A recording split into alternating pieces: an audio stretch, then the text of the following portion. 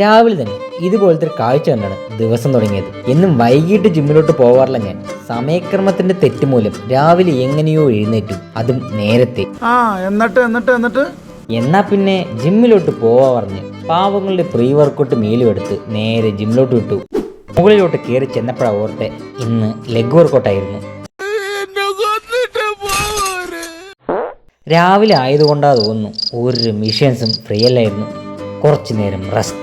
ആ റെസ്റ്റ് അധികമൊന്നും നീണ്ടിരുന്നില്ല. മിഷൻസ് എല്ലാം ഫ്രീ ആയി.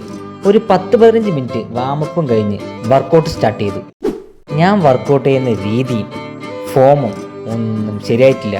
ഇപ്പോഴും ഇനിയും ഇമ്പ്രൂവ്മെന്റ് വരുത്താനുണ്ട്. ഓരോ വർക്കൗട്ട് കഴിയും തോറും കാലിൻ്റെ സന്തുലിതാവസ്ഥ നഷ്ടപ്പെടുന്നുണ്ടോ എന്നൊരു സംശയം.